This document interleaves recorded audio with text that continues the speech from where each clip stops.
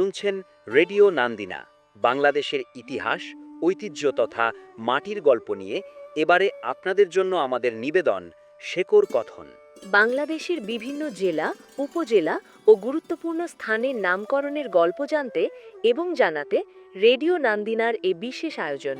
সুপ্রিয় শ্রোতা, উপভোগ করুন রেডিও নান্দিনার বিশেষ আয়োজন শেকড় কথন।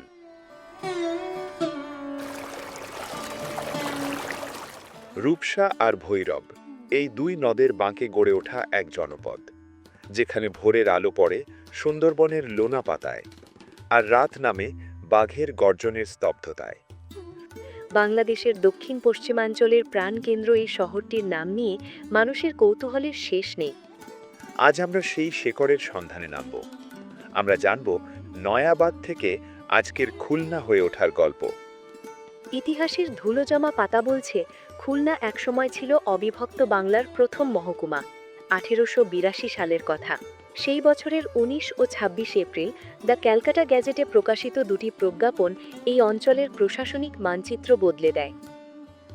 ব্রিটিশ সরকারের সেই আদেশ অনুযায়ী 1 মে জন্ম হয় খুলনা জেলার। সে সময় আজকের বাগেরহাট আর সাতক্ষীরাও ছিল এই বৃহত্তর খুলনার অঙ্গে। মোট 4697 বর্গমাইলের এক বিশাল জনপদ। কিন্তু প্রশাসনিক এই তথ্যের আড়ালে লুকিয়ে আছে অন্য এক গল্প, যে গল্প ইতিহাসের চেয়েও বেশি রহস্যময়। লোককথা বলে বহু বছর আগে এই অঞ্চল ছিল সুন্দরবনের গহীন অন্ধকারে ঢাকা। মানুষ তখন এই দুর্ভেদ্য অরণ্য কেটে নতুন বসতি গড়ছে, তাই এর নাম হয়েছিল নয়াবাদ বা নতুন আবাদ। জনমানবহীন সেই বনভূমিতে কাঠুরেরা যেত কাঠ কাটতে আর মৌয়ালারা যেত মধুর খোঁজে, কিন্তু তাদের মনে থাকত এক অজানা আতঙ্ক।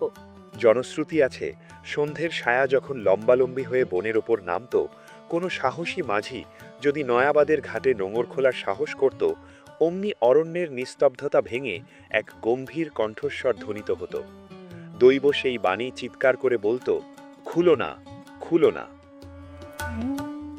সেই বনদেবতার ভয়ার্ত নিষেধ থেকেই নাকি এই অঞ্চলের নাম হয়ে গেল খুলনা।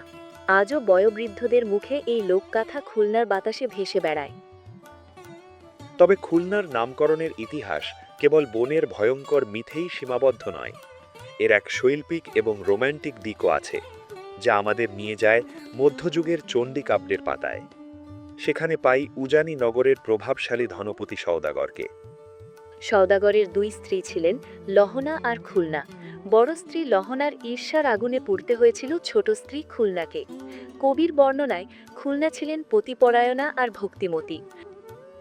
লোকমুখে শোনা যায়, বর্তমান খুলনা শহরের দক্ষিণ পশ্চিমে কপোতাক্ষ নদের তীরে কপিলমুনি গ্রামে সওদাগর পত্নী খুলনা বেশ কিছুদিন বাস করেছিলেন।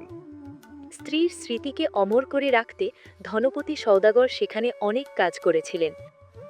ভৈরব নদের দুই পাড়ে তিনি নির্মাণ করেছিলেন দুটি মন্দির, লহনেশ্বরী আর খুলনেশ্বরী। গবেষকদের অনেকেই মনে করেন এই খুলনেশ্বরী দেবীর মন্দির থেকেই কালক্রমে জনপদটির নাম হয়েছে খুলনা। এমনকি সওদাগর পত্নীর নামানুসারে নির্মিত লহনা খুলনা সড়ক আজও সেই প্রাচীন প্রেমের সাক্ষী হয়ে আছে। বন দেবতার নিষেধ আর সওদাগর পত্নীর ভক্তি, এই দুই বিপরীতমুখী স্রোত যেখানে মিলেছে, সেখানেই আজকের খুলনা। সেই নয়াবাদ আজ বাংলাদেশের শিল্প ও বাণিজ্যের অন্যতম কেন্দ্র। মোংলা বন্দর আর সুন্দরবনের কল্যাণে এই জেলা আজ বিশ্বজুড়ে পরিচিত। কাল পরিক্রমায় খুলনার মানচিত্র ছোট হয়েছে, মহকুমা থেকে হয়েছে বিভাগ। কিন্তু এর নামের পেছনে থাকা রহস্য আর মিথগুলো আজও মানুষের মুখে মুখে ফেরে। অরণ্য ঘেরা এই জনপদটি তাই শুধু একটি জেলা নয়, বরং বাংলার লোকজ সংস্কৃতির এক জীবন্ত সংগ্রহশালা। খুলনাকে নিয়ে শরীফুল ইসলাম পলাশের এই বিশেষ প্রতিবেদনটি এখানেই শেষ করছি। রেডিও নান্দিনার বিশেষ আয়োজন শেকড় কথন শুনলেন। আমাদের সাথে থাকার জন্য ধন্যবাদ।